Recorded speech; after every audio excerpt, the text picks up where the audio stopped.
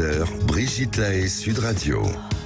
Et nous continuons à évoquer la santé sexuelle en compagnie de Yves Upslati, créateur de la sexualité positive et notamment auteur de ce livre, La sexualité positive, aux éditions de la Musardine. Alors Ophélie nous rejoint et vous pensez avoir une bonne santé sexuelle, Ophélie? Bonjour. Bonjour Brigitte, bonjour Yves. Alors, pour répondre à votre question, franchement, avant d'écouter l'intro de l'émission, oui, je pensais avoir une bonne sexualité. Je suis désolée. Et là, je m'aperçois que finalement, ça tourne plutôt sur la sexophobie, d'après ce que j'ai compris. Peut-être pas quand même. Non, je pense pas, mais finalement, en fait, oui, quand moi j'entends par santé sexuelle, en fait, le désir, l'envie d'avoir du sexe en réalité. Et oui, j'ai souvent envie d'avoir du sexe. Voilà, le problème c'est que je pratique pas assez, selon moi. Pourtant, je suis mariée et en fait, avec mon mari, j'ai l'impression qu'on n'a que des rendez-vous ratés parce que lui, il a envie, moi j'ai envie, mais on ne trouve pas le temps, on place pas le sexe au cœur de nos priorités dans notre vie. Et souvent, ce qui nous manque, c'est le contexte. Et ce que je voudrais demander à Yves, le problème qu'on a avec mon mari vraiment, c'est que lui, il n'a pas du tout le même mode de fonctionnement que moi. Lui, il est un peu, entre guillemets, hein, c'est pas péjoratif, mais un peu brut de décoffrage, alors que moi, je suis plus une romantique. Et comme on ne fonctionne pas de la même façon, on a du mal à se retrouver en réalité pour des moments câlins de qualité ou qui lui conviennent lui ou qui me conviennent à la fois. Et pourtant, il y a beaucoup d'amour entre nous, il y a beaucoup d'envie, mais c'est des rendez-vous en fait qu'on n'arrive pas à prendre parce qu'on est souvent aussi happé par le contexte dans lequel on vit. Et voilà. Et pourtant, il y a beaucoup, comme je vous dis, d'amour et d'envie. Je comprends pas en fait ce qui se passe entre nous. C'est particulier. Voilà. Donc, si vous pouvez m'aider, écoutez, Brigitte et Yves, moi je suis toute oui. Alors déjà, c'était comme ça dès le début? Non. Au début, avant d'avoir des enfants. Avant d'avoir des enfants. On s'en serait douté. Yves, qu'est-ce que vous pouvez dire à Ophélie?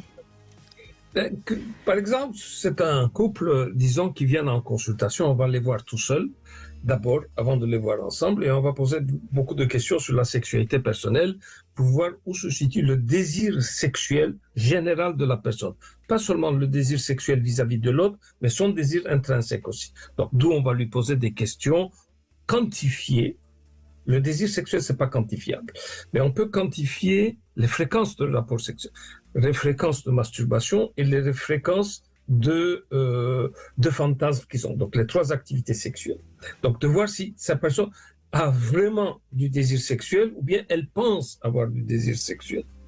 Donc, si tous les deux ont du désir sexuel, mais ils n'arrivent pas à se retrouver. Alors, il y a deux choses. Je vais vous donner deux petits outils. Alors, un des outils, c'est, vous avez tous les deux du désir sexuel, vous êtes l'un à côté de l'autre, les enfants, ils dorment, vous êtes à la télévision, ou bien devant votre PC, tout ça, vous avez envie, mais vous ne savez pas passer le message, vous ne savez pas inviter l'autre. Alors, un des meilleurs trucs, c'est, est-ce qu'on se regarde un film porno ou érotique? Donc, en regardant un film porno ou érotique, ok, on utilise le film porno érotique comme starter. C'est-à-dire, on sait qu'on doit avoir une relation sexuelle. C'est bien d'avoir une relation sexuelle, on va bien se porter. Mais on n'arrive pas à inviter l'autre de peur d'être refusé, bien évidemment. Donc, je vais être frustré si tu me dis non. Alors, c'est pour ça, au lieu de dire, viens, je t'invite à un rapport sexuel, ou bien de rentrer dans un... donc, ils n'ont pas la force de rentrer dans un jeu de séduction, de proposer un film érotique en disant que le film érotique, on va utiliser comme starter. Ça, c'est la première chose. Deuxième chose, qui est peut-être un peu bizarre pour les gens, programmer. Alors, les gens, ils ont horreur de dire ça. On va pas programmer quand même un rapport sexuel. Le rapport sexuel doit être spontané. Ça fait des années que vous êtes ensemble. Vous voyez bien que le spontané ne fonctionne pas. Ne marche plus. Oui. Ne marche plus. Vous ne baisez plus. Donc, il faut passer à autre chose. Ah oui, mais nous, on n'aime pas programmer. Et vous voulez faire l'amour et puis le spontané ne fonctionne pas, alors c'est forcément le programme. Mais le programmer, c'est pas de partir le matin et de dire mon chéri ou bien ma chérie, ce soir, crac, crac, boum, Ça ne fonctionne pas parce que le soir, quand on arrive, on est fatigué, on a quelque chose de ça. Alors, comment est-ce qu'on le fait? On le fait une demi-heure, 45 minutes ou une heure avant. Genre de dire, Bon, donc d'inviter l'autre à le faire, pour prendre le temps. Qu'est-ce qui va se passer pendant une demi-heure, 45 minutes? Soit je vais aller me laver, je vais me pomponner, je vais me mettre des habits sexy, ou bien je vais lire un roman érotique, ou bien je vais regarder un film pornographique de mon côté, que 40 minutes après, 40 minutes après, donc notre libido qui était basse, à un moment donné, qui était très très basse, quand on invite l'autre, entre-temps, tous les deux se préparent, 40-45 minutes après, la libido est élevée et on se saute l'un sur l'autre. Est-ce que ça vous convient? Est-ce que vous êtes capable de faire ça? C'est-à-dire de programmer. Oui. J'aime beaucoup votre dernière proposition de programmer 1 heure avant ou 45 minutes avant, parce qu'on a déjà essayé l'histoire des programmes le matin ou voilà. Ça ne fonctionne pas. Pour le soir, mais ça marche jamais parce qu'effectivement on rentre et on n'a pas envie, on n'a plus envie comme par hasard et puis on est fatigué de notre journée.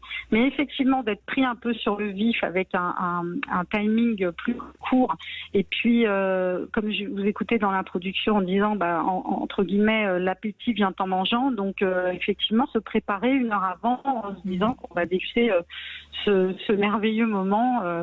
Peut-être que j'essaye, on va essayer de mettre ça en place. D'accord. Et puis c'est peut-être, si on a 2 minutes, je vais vous expliquer comment j'ai mis ça au point. Allez-y. Dans quelles conditions j'ai mis ça au point. On a 2 minutes là. Oui, allez-y. Donc c'était des gens qui prenaient, des hommes qui prenaient du Viagra ou du Cialis, quelque chose comme ça. Alors toujours la question, est-ce qu'il faut dire le type qui prend son Viagra, il n'est fonctionnel que 30 à 60 minutes après. Alors la question, est-ce qu'il doit dire à sa partenaire? Alors, il y a des femmes qui disent « j'ai envie de le savoir ». Alors, il faut argumenter. Pourquoi tu as envie de le savoir? Si tu as envie de le savoir parce qu'après ça, tu vas taper sur le mec en disant « oui, c'est le médicament qui te fait bander et c'est pas moi », ce qui est tout à fait faux. C'est pas le médicament qui fait bander, c'est madame qui va faire bander.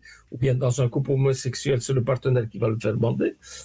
Donc, mais quand la femme dit « écoutez », et c'est là-bas avec ces femmes-là que j'ai appris.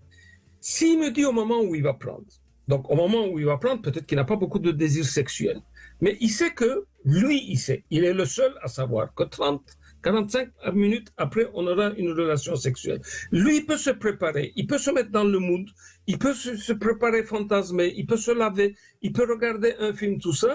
C'est-à-dire que 45 minutes après, il vient vers moi. Lui, moi, j'ai la libido basse. Lui, il a la libido élevée. On ne va pas se retrouver. Par contre, s'il me le disait au moment où il prenait, au moment où il prend, il me le dit, moi aussi, j'ai 30 minutes, 45 minutes à me préparer, à m'habiller, à me laver, à lire quelque chose. C'est-à-dire que 45 minutes après, on sera sur la même longueur d'onde en quantité de libido. C'est pour ça que j'ai envie de savoir. Donc, c'est de là que j'ai appris que peut-être que programmer, mais pas à la veille, pas le matin, mais juste de laisser les gens au préparer et rentrer dans une bulle érotique, ça favorise les choses. Oui, merci beaucoup, c'est excellent. Et en plus, ce que je voudrais rajouter, c'est que aussi nous les femmes, parfois, on a le sentiment que l'homme a envie plus facilement et qu'il nous saute un peu dessus. Il nous prend sur le vif. Alors que parfois, effectivement, d'avoir un peu de temps devant soi, c'est-à-dire une bulle, comme vous dites, de 45 minutes ou 1 heure devant nous, eh bien, ça nous permet aussi, voilà, de faire monter le désir et de préparer notre corps pour accueillir ce moment en réalité. Bon, eh ben c'est parfait. Nous avons mis Ophélie sur le chemin de la santé sexuelle et vous allez pouvoir donc progresser très bien. Alors on fait une petite pause. Merci Ophélie et puis on retrouve notre Sexy News, Philippe Hoffman, dans un instant.